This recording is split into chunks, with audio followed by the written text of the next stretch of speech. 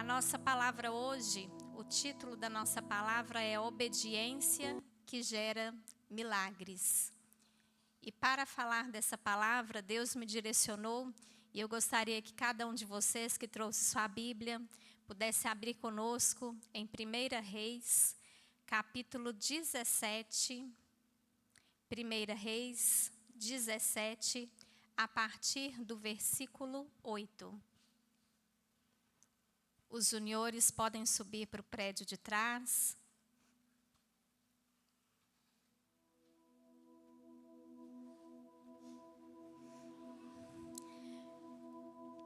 Diz assim a palavra do Senhor. A viúva de Sarepta. Então veio a ele a palavra do Senhor dizendo: Levanta-te, vai a Sarepta, que pertence a Sidom, e habita ali. Ordenei a uma mulher viúva ali que te sustentastes. Então ele se levantou e foi a Sarepta. Chegando à porta da cidade, estava ali uma viúva apanhando lenha. Ele a chamou e lhe disse: Traze-me, peço-te, um vaso, um pouco de água para eu beber. Indo ela a buscá-la, ele a chamou e lhe disse: Traze-me também um pedaço de pão.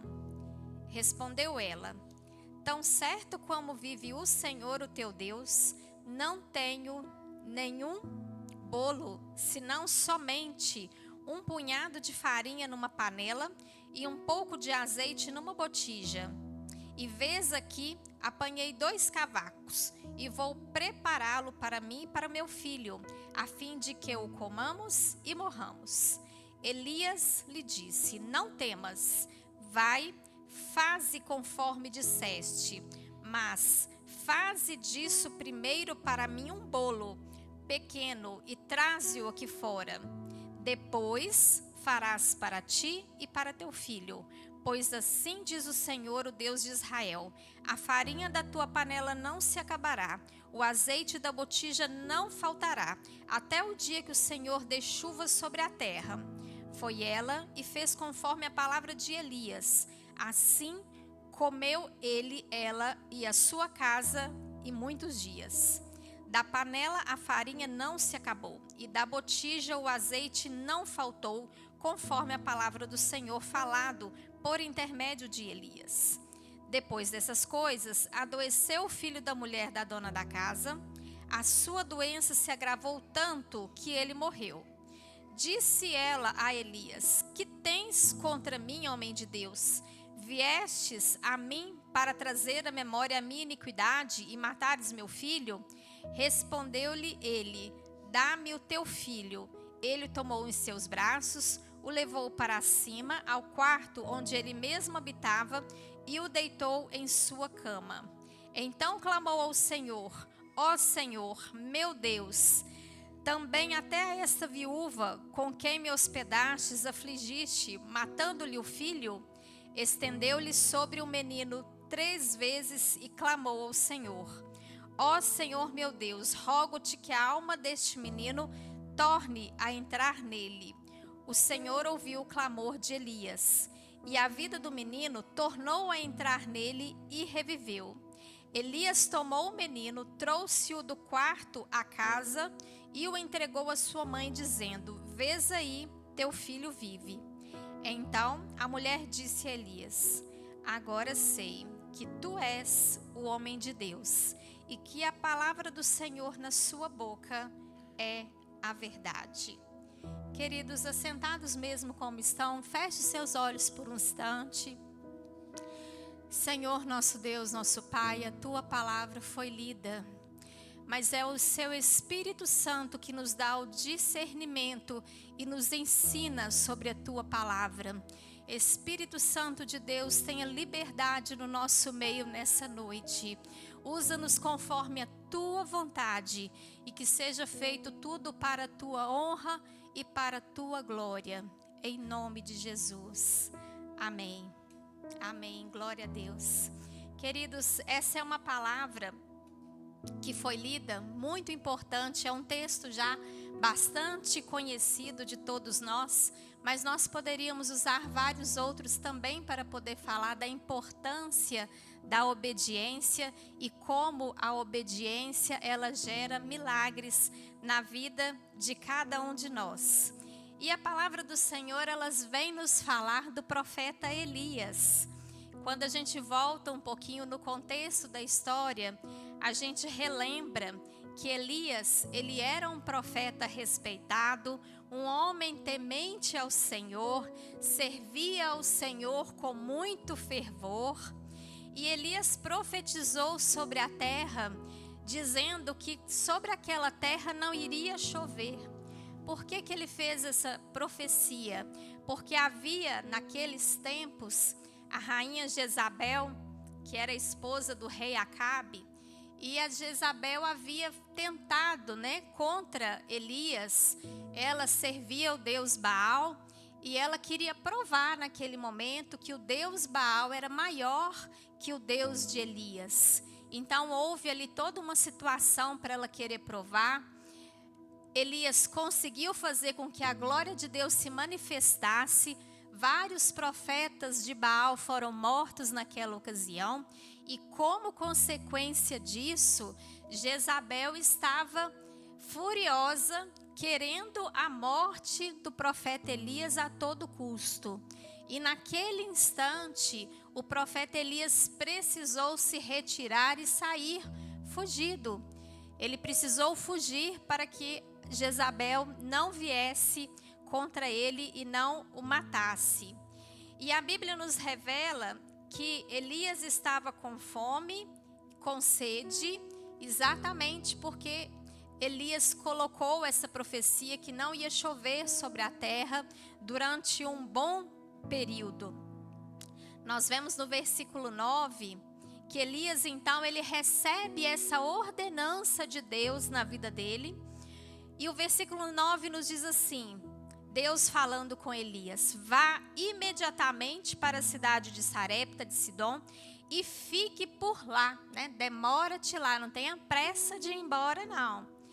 Ordenei a uma viúva daquele lugar que lhe forneça comida. Então a gente percebe que Elias recebeu uma ordenança da parte do Senhor, mas ele não tinha os detalhes sobre essa situação, Ele tinha intimidade com Deus, ele sabia que era Deus que estava falando no coração dele, e a gente sabe a diferença quando é Deus falando e quando é emoção da carne, Porque quando Deus fala ao nosso coração é diferente. Quando Deus fala, balança nossas estruturas, a presença de Deus, ela nos constrange. E Elias, ele tinha intimidade com Deus, ele recebeu essa palavra, vai em obediência, ele obedeceu e ele tinha apenas uma palavra: vai imediatamente e fique por lá. E vai ter uma viúva e você vai ficar na casa dela. Queridos, isso é andar pela fé, porque vejam que ele não sabia qual viúva que era essa? Qual casa que é essa? Seria essa viúva alta, baixa? Como que era o nome dessa viúva? Será que naquela época não tinha o Google Maps, para a gente poder consultar qual que é o endereço certinho, como que eu vou fazer para poder chegar até ela? Ele não teve dúvida. Ele imediatamente, por um ato de fé, ele colocou-se prontamente a caminho daquela cidade e foi andando embaixo da direção do Espírito Santo, na confiança de que Deus se responsabiliza por ele, mas se responsabiliza também por mim, se responsabiliza também por você. E hoje nós vemos que nós também precisamos aí aguçar a nossa fé, porque Deus não mudou. Deus não deixou de falar com o seu povo, e a Bíblia nos fala que Ele é o mesmo ontem, é o mesmo hoje, será o mesmo para sempre. mas nós é que precisamos mudar e nos aproximarmos e termos cada vez mais intimidade com Deus, a ponto de que quando Deus der uma ordenança para a nossa vida, nós também não titubearmos e irmos pela fé. Quanto de nós teríamos essa coragem de sair rumo ao desconhecido apenas com uma palavra? Mesmo sem entender, mesmo sem ver, nós temos que andar na direção que Deus nos ordenou. Isso é andar pela fé. Muitas das vezes Deus coloca alguma coisa no nosso caminho e nós ficamos esperando Deus nos passar os detalhes, né? Se os jovens fossem dizer, eles poderiam dizer assim: nós vamos esperar Deus passar a fita completa, né? Esperar todos os detalhes. E nem sempre é assim. Por quê? Porque é aí que entra a nossa fé. É aí que nós vamos provar realmente se nós estamos ouvindo e obedecendo à voz do Senhor. Elias estava ali numa situação desfavorável aos olhos do homem. Ele estava sendo perseguido, mas na cidade de Sarepta também havia uma viúva que estava também numa situação desfavorável. Ela também precisava de algo da parte de Deus na vida dela naquele momento. Então nós podemos pensar que Deus uniu o útil ao agradável. Havia Elias que precisava de abrigo e comida, e havia a viúva que também precisava de apoio naquele momento. E Deus, Ele não nos desampara, Ele não nos deixa. Nós precisamos entender que, pelo contexto da época, uma viúva, ela não tinha recursos, porque ela dependia, segundo os costumes daquela época, exclusivamente do seu marido. E como ela, né, como o próprio nome diz, já era viúva, estava passando por um período de muita seca naquela cidade, naquela região, naturalmente todos os recursos dela já haviam se esgotado. Eu fico pensando na aflição que ela estava passando, na angústia que aquela mulher estava passando, porque não era só ela, era ela e era seu filho. Da mesma forma, né, nós podemos imaginar que hoje muitos de nós estamos passando também por momentos de angústia, também por momentos de aflição. E Deus, Ele nos lembra que não existe nada que seja impossível para Deus. Por acaso, às vezes você está com um problema que tem tirado o seu sono durante a noite, mas esse problema não é maior do que o nosso Deus. Porque o nosso Deus, Ele é um Deus que tem o controle de tudo. Ele carrega o universo na palma das suas mãos. Ele tem o controle da minha vida, Ele tem o controle da sua vida. Ele conhece cada célula do nosso corpo. E Ele esteve onde sempre está, no controle de todas as coisas. Ele sempre vai estar no controle de todas as coisas. E aquela mulher precisava de algo da parte de Deus. E eu fico pensando que ela poderia estar com dificuldade até mesmo para poder clamar a Deus. Porque às vezes, quando a gente passa por um momento de tribulação muito grande, às vezes nos faltam até palavras, nos faltam até forças. Não foi o caso dela, mas nesse momento a gente percebe que muitas pessoas, ao invés de clamar a Deus, começam a reclamar, começam a murmurar. E a murmuração, irmãos, infelizmente, ela atrasa a nossa vida. A murmuração, ela atrasa as bênçãos de Deus sobre as nossas vidas. E quando a gente começa a murmurar, é como se a gente voltasse lá no início da nossa caminhada. Porque se a gente está murmurando, a gente deixa de confiar em Deus, a gente deixa entender que existe propósito para todas as coisas. E no versículo 10, nós vemos que Elias, né? E ele foi. Quando chegou à porta da cidade, encontrou uma viúva que estava colhendo gravetos. Ela estava colhendo lenha, né? Ele a chamou e a perguntou: pode me trazer um pouco de água numa jarra para eu beber? Então Elias estava entrando naquela cidade.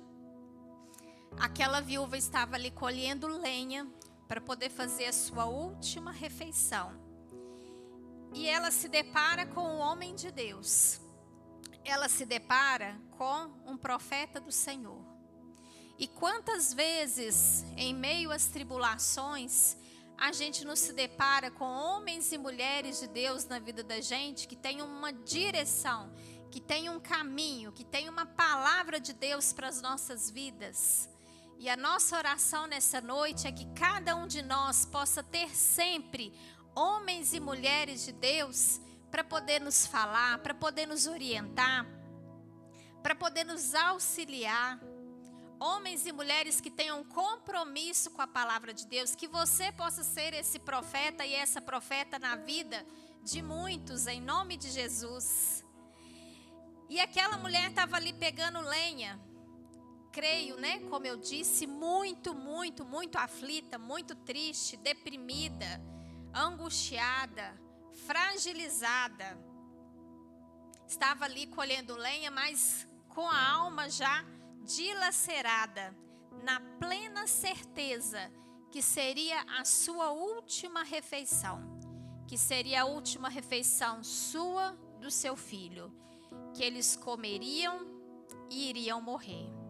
Ela já estava esperando a morte, mas é nessa hora, quando a gente pensa que tudo acabou, é nessa hora, quando a gente pensa que tudo chegou ao fim, é que o nosso Deus vai e entra com alegria, é que o nosso Deus vai e entra com cura, é que o nosso Deus entra com providência, é que o nosso Deus entra com a resposta. É nesse momento que Ele vai lá e abre as portas que já estão todas fechadas. Porque quando você já não sabe mais o que fazer, é nesta hora, é que é a hora do nosso Deus agir. Quando já não existe mais respostas. Quando as pessoas disserem para você, assim como disseram para Jó, né? Não tem mais jeito, amaldiçoa seu Deus e morre. É nesse momento que nós temos que levantarmos e servir a Deus com ainda mais fervor. Porque dessa forma a gente sabe que a resposta ela já está próxima.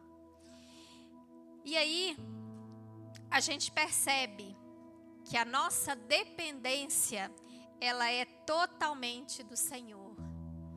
E Elias vê aquela mulher e fala: mulher, vai lá na tua casa e traz pão e água para mim.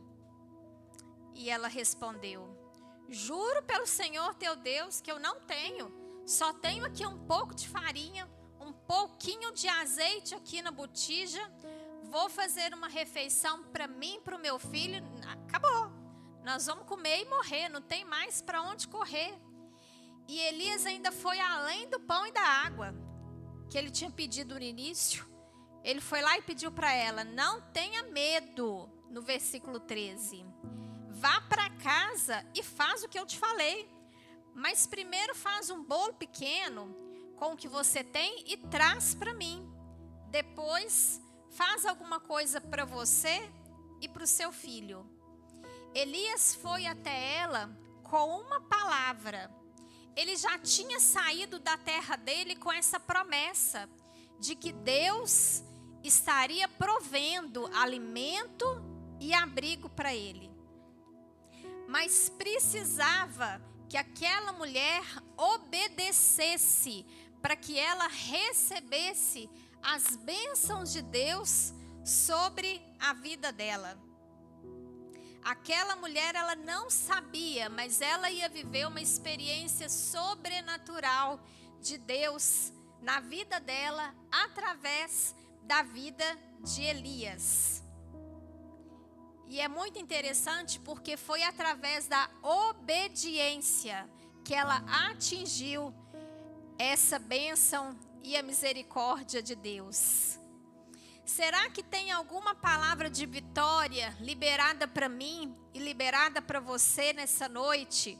Mas Deus está esperando que nós entremos em obediência para poder essa palavra de vitória se concretizar na sua vida, na minha vida. A obediência, irmãos, ela gera milagres. A obediência, ela quebra cadeias. A obediência, ela gera cura. A obediência, ela gera modificações. A obediência, ela tem o poder de mudar o seu emprego, o seu convívio com o seu marido, o seu convívio com os seus filhos, o seu relacionamento, a sua vida financeira. Para cada uma dessas áreas, nós temos ordenâncias bíblicas. Basta obedecermos a palavra do Senhor. A obediência, ela tem o poder de mudar todo o curso da nossa história. E o milagre na vida daquela mulher agora já não dependia mais do profeta. Ele já tinha liberado a palavra. O milagre na vida dela dependia dela apenas agir conforme a ordenança de Deus. Agir em obediência. A parte do profeta já estava feito. Ele também obedeceu, porque Deus ordenou para ele: sai da sua cidade e vai para a cidade de Sarepta. Então ele obedeceu. Se a viúva não obedecesse, Deus ia prover, como já tinha provido até os corvos que o alimentassem antes.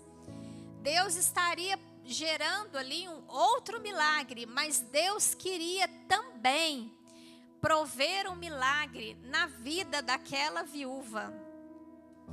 E o Senhor Jesus, Ele nos pergunta nessa noite: está na minha mão e está na sua mão o milagre. Vai obedecer ou não? Deus nos pergunta nessa noite: quantas vezes eu já não mandei você fazer? Quantas vezes eu já não mandei você largar? Quantas vezes eu já não mandei você pegar? Quantas vezes eu já não mandei você entrar? Quantas vezes eu já não mandei você mudar? Quantas vezes eu já não mandei você calar? O milagre, ele está na minha mão e ele está na sua mão. E aquela mulher disse: eu não tenho nada aqui. Olha, eu só tenho um pouquinho de farinha e um pouquinho de azeite. E tem momentos na nossa caminhada que quando a gente olha para as circunstâncias, a gente pensa: é improvável. Não vai acontecer. Mas quando Deus entra nessa história, é para que haja mudança. É para haver testemunho. Quando Deus entra na história, é para tirar da morte. Quando Deus entra na história, é para tirar do fundo do poço. É para mostrar que Ele é o nosso Deus. Ele é o Jeová Jiré, o Deus da provisão. Ele é o Jeová Rafa, o Deus que cura. Ele é o Jeová Nissi, o Deus da verdadeira bandeira, a bandeira da nossa vitória. É o Jeová Shalom, o Rei da paz. Ele é o nosso Deus. Deus se responsabiliza por mim e se responsabiliza por você. Deus cuida de mim, Deus cuida de você, Deus cuida da nossa geração. Mas é quando nós estamos dispostos a obedecer. Quando nós estamos dispostos a obedecer na igreja, quando nós estamos dispostos a obedecer na escola, quando nós estamos dispostos a obedecer no trabalho, quando nós estamos dispostos a obedecer na nossa família, não é só aqui no culto de domingo, não, em qualquer momento da nossa vida. Nós precisamos estar dispostos a obedecer, porque Deus, Ele está vendo todas as coisas. Ontem no culto de mulheres nós estávamos falando para as irmãs que Deus não dorme, né? Deus, Ele descansou quando completou a criação do universo, mas a partir do momento que Ele criou o homem, Ele não descansou mais. Não existe um momento que a gente vai orar, que a gente vai levar nossas aflições para Deus, que nós recebemos uma resposta: Deus está descansando. Deus não vai poder te ouvir nesse momento, porque Deus não descansa. Ele trabalha o tempo todo a nosso favor. E Elias disse: não temas, vai e faz. E ela não temou, ela foi e fez. Ela fez conforme Elias dissera. E aconteceu que a comida durou para ela, para Elias, durante mais de 3 anos aproximadamente. Teve comida para ela e para a família dela. Deus liberou uma palavra para a vida de Elias. Ele foi canal de bênçãos para a vida daquela viúva. Ela foi na fé, ela obedeceu. Será que nós teríamos coragem de tirar comida assim da boca do nosso filho? Né? Você sabe assim, é a última comida que eu tenho aqui para mim e para o meu filho, entregar para um estranho. Você nunca viu na sua vida, caiu lá de paraquedas. Será que nós teríamos essa fé de tirar ali a comida? É a última, é você e seu filho. Porque a pessoa chegou e falou: não, você não vai fazer primeiro para ele, não, você vai fazer primeiro para mim. Porque Deus assim pediu que fosse feito. E a palavra de Deus, ela vem nos mostrar que não faltou na botija o azeite e a farinha da panela dela não se acabou. Um fato interessante, quando a gente começa a analisar esse texto, é que quando Elias pede para ela entrar para o quarto e encher as vasilhas que ela tinha de azeite, de farinha. Sabe por que acabou o azeite? Por que acabou a farinha depois de encher? Porque as panelas acabaram, as vasilhas dela acabou. Então Deus, Ele não tem miséria quando Ele vai nos abençoar. Ele está disposto a nos entregar tudo, tudo. Mas precisamos ter esse ato de obediência. E é essa abundância. É em abundância, não tem miséria com Deus. A obediência, ela gerou o milagre na vida daquela família. E quando a gente continua lendo o texto, a gente percebe que esse não foi o único milagre que Deus fez na vida daquela viúva. Teve um outro milagre também importantíssimo. Porque o filho dela adoeceu. A Bíblia nos conta que seu filho ele veio a óbito. E mesmo acabando de ter recebido uma bênção importantíssima, é claro que diante de uma situação também muito séria, muito grave, ela ficou muito brava e foi lá tirar satisfação com Elias, né? Foi lá falar: mas não é possível, você veio aqui me lembrar da minha iniquidade? Olha aí o que aconteceu com meu filho. E Deus fez mais uma vez o extraordinário na vida daquela viúva. E novamente, através do profeta, Deus trouxe a vida do filho dela. Talvez esse seja, né, um milagre até mais importante, mas tudo é em consequência ao ato de obediência. Ela hospedou o profeta Elias ali durante todo aquele tempo. Ela serviu, ela se doou.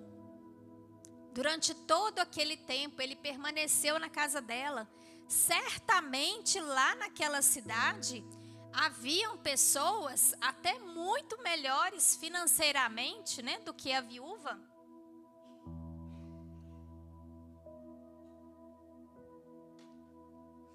Mas Deus precisava fazer esse ato de milagre na vida daquela mulher.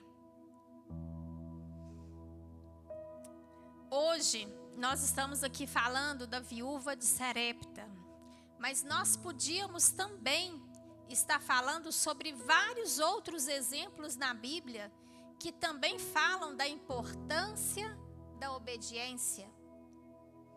Quando a gente lembra de Moisés, ele obedeceu. Ele simplesmente, ele viu o sobrenatural de Deus também através da sarça ardente, né? Ele ouviu a voz de Deus quando Deus disse para ele: vai lá, tira o meu povo da escravidão e leva meu povo para um lugar que eu vou te mostrar. Ele foi lá e obedeceu. Ele não quis saber se o exército era grande, como que seria essa caminhada. Perdão.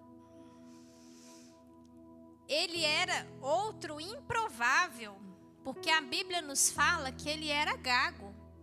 Então ele tinha vergonha até de conversar com o rei. E era uma conversa importantíssima, né? Imagina como que o rei ia dar credibilidade para uma pessoa que conversa com dificuldade. Mas Deus foi lá e fez um milagre importantíssimo e mudou o curso da história toda. Porque ele obedeceu, e porque ele ouviu a voz de Deus, e porque ele se dispôs a servir na casa do Senhor. Quando Deus falou para Abraão: vai, pega teu filho Isaque, leva ele em holocausto. Quantos de nós também teríamos a coragem de pegar os nossos próprios filhos e levar em holocausto como oferta? Deus, é claro que não queria a vida de Isaque. Deus queria saber até que ponto que ele podia contar com Abraão. Deus queria provar Abraão. E tem circunstâncias que Deus vai permitir acontecer na nossa vida exatamente como provação, como uma prova. E no final dessa provação, será que nós seremos aprovados? Ou seremos reprovados? Naamã e os 7 mergulhos. Naamã estava ali vivendo em lepra, estava doente com a doença de lepra. E o profeta Eliseu pediu que ele mergulhasse 7 vezes no Rio Jordão. Ele mergulhou a primeira vez, não aconteceu nada. Mergulhou a segunda vez, não aconteceu nada.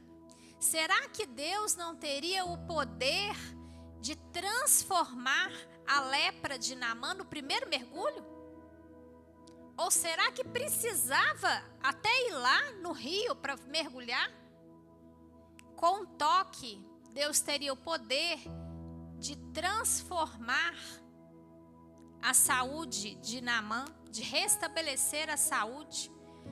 Por que Deus pediu que ele mergulhasse 7 vezes? Porque Deus queria saber se ele estava disposto a obedecer a ordenança de Deus. E no 7º mergulho, ele saiu restaurado, não só fisicamente, mas o seu interior também.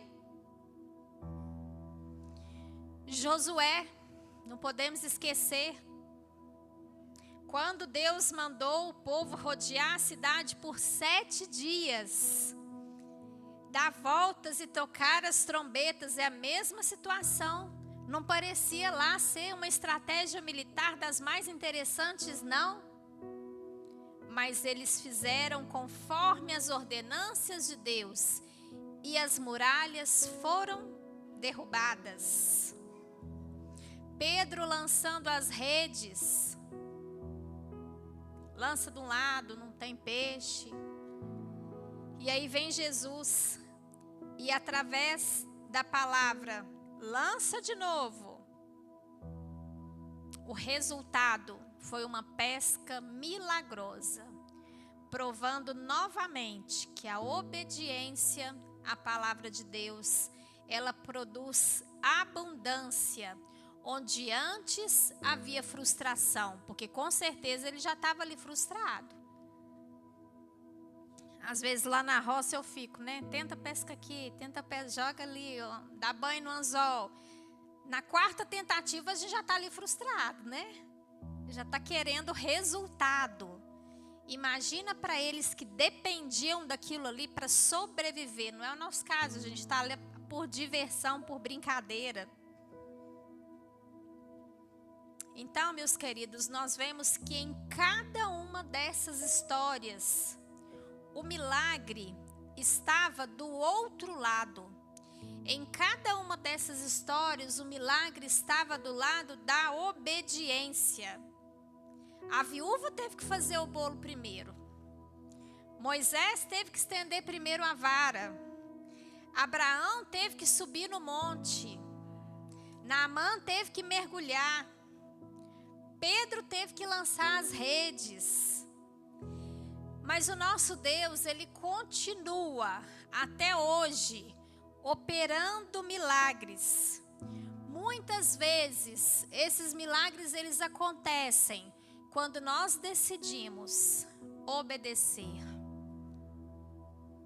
Talvez a pergunta que nós precisamos fazer essa noite não seja onde é que está o meu milagre. Mas talvez a pergunta que a gente precisa fazer nessa noite seja: em que área da minha vida Deus está me chamando a obedecer?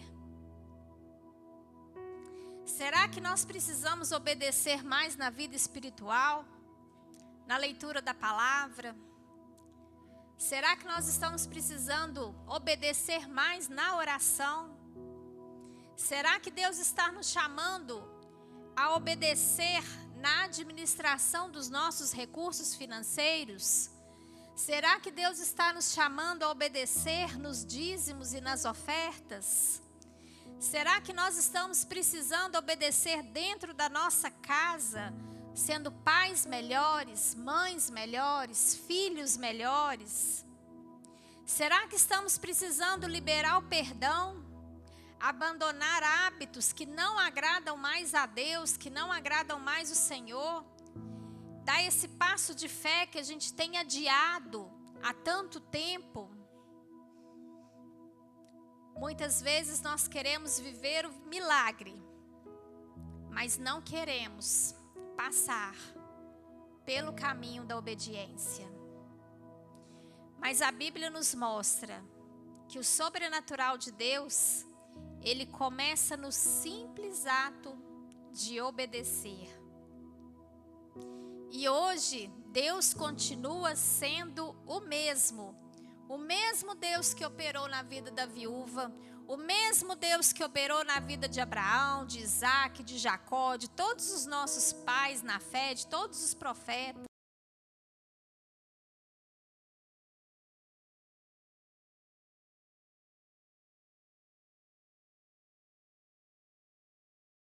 Vida que Deus está esperando a nossa obediência para liberar aquilo que Ele já preparou para mim, que Ele já preparou para você. Lembra, Elias?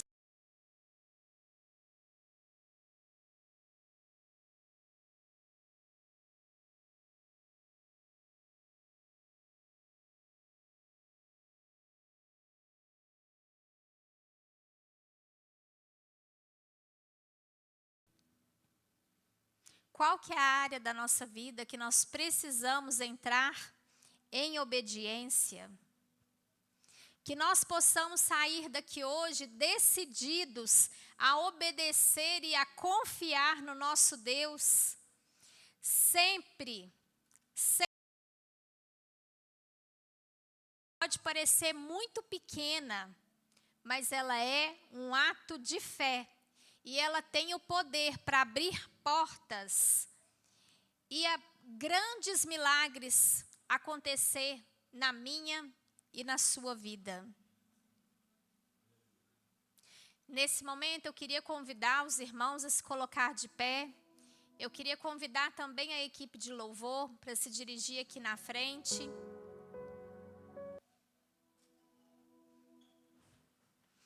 E eu queria que cada um de nós, nesse instante, sondasse os corações e avaliasse quais áreas da nossa vida que Deus precisa mudar. Quais áreas da minha vida e da sua vida estão necessitando de um ato de obediência para liberar aquilo que Deus já liberou para acontecer nas nossas vidas? Nós não podemos sair daqui hoje da mesma forma que nós entramos. Mas isso não depende do pastor, isso não depende de mim. Isso depende de cada um de nós. Isso depende de nós realmente avaliarmos e entregarmos tudo aos pés da cruz. Nós precisamos estarmos em constante oração. Porque Deus, Ele consegue sondar o coração de cada um de nós nessa vida. E por mais que a gente fale, mas é o Espírito Santo que convence. Então a nossa oração é que o Espírito Santo possa convencer a cada um de vocês. E quem sentir no coração de dar um passo de fé, um passo de coragem para mudar o rumo da sua vida, para mudar o rumo da sua história, como ato profético, vem à frente que você vai receber uma oração. Vem à frente entregar a área da sua vida que precisa mudar, que precisa ser renovada, restaurada e transformada.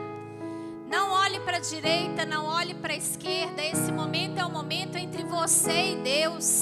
Ninguém tem nada a ver com isso. A salvação, ela é individual. A salvação, ela é única. Não precisa de você ficar pensando o que vão pensar de mim. Porque Deus é que precisa de enxergar nesse momento. É o Espírito Santo que precisa enxergar os seus corações nesse momento. Comece a entregar agora para Deus as áreas da sua vida que você precisa entrar em obediência. Aquilo que está impedindo a sua vida de receber o milagre de Deus. Confesse para Deus os seus pecados. Confesse a Deus agora.